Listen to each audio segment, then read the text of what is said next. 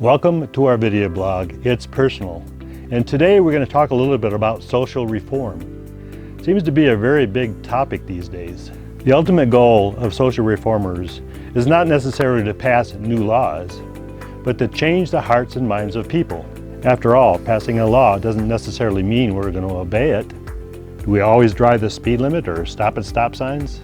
Christianity is the largest faith system in the world because God, Jesus, and the Holy Spirit know how to change hearts and minds. They understand that. So they follow Jesus because their hearts are changed, and then now they believe. So it makes sense that social reformers would want to copy God and learn from how He works with people. And the first thing we'd like to point out is that God works with people individually, not very much in groups. If a group of 800 people said a prayer of salvation together, it doesn't necessarily mean that they'd all be saved. God would look at the heart of each individual to see who truly believes.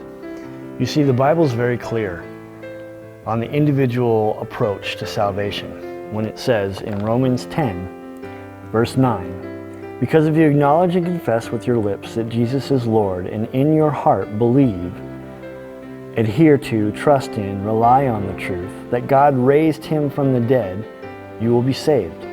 For with the heart a person believes and is so justified, and with the mouth he confesses and confirms his salvation." So those who believed in their hearts are truly saved. But those people who only mouth the words, that doesn't fall true. It's based on the individual. We also know that even with billions of Christians around the world praying every day, God still listens to each prayer and responds individually. In 1 John it says this, "This is the confidence we have in approaching God, that if we ask anything according to His will, He hears us. And we know that if He hears us, whatever we ask, we know that we have what we asked of Him."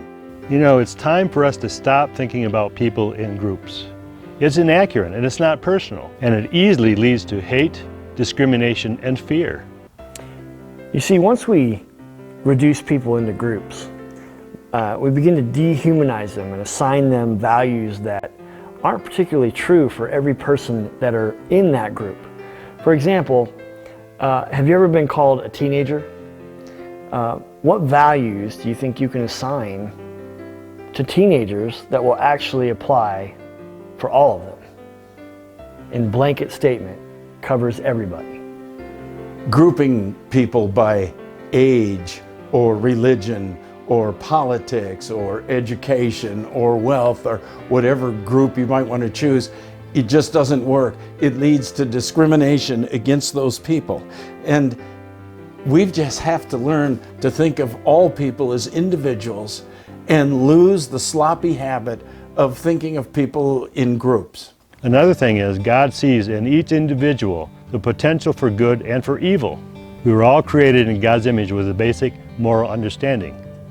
It says in Genesis chapter 1, verse 27, "So God created mankind in His own image. In the image of God He created them. Male and female He created them." But each one of us also has a sin nature that drives us to do wrong things. This is what Paul was explaining in Romans 7, verse 18, when he said, "For I know that good itself does not dwell in me, that it is my sinful nature. For I have the desire to do what is good, but I cannot carry it out. For I do not do the good I want to do, but the evil I do not want to do, this I keep on doing." So these understandings lead us to some conclusions. Long-term successful social reform has to be based on God's idea of a common humanity, where each one of us is capable of great good and great evil. In other words, we're all in this together to make the world a better place. And we need to avoid social reform based on the common enemy model, where we go out crusading against a group of people and begin to slowly permit ourselves to hate them assuming that we're not doing anything wrong and they're not doing anything right. That doesn't work. It seems like the popular thing right now is for people to allow themselves to emotionally get stirred up against groups of people and go ahead and hate them and lash out against them.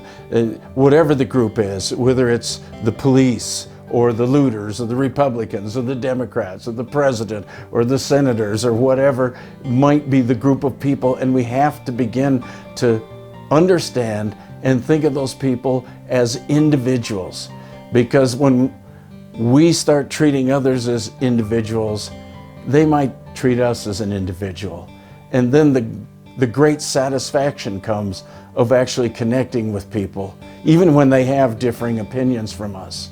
We can all learn from each other, and we can grow as a nation, and we can grow as a church, and we can grow as a family. So let's continue to pursue social reform that sees us all as one common humanity, because the truth is we really are all in this together.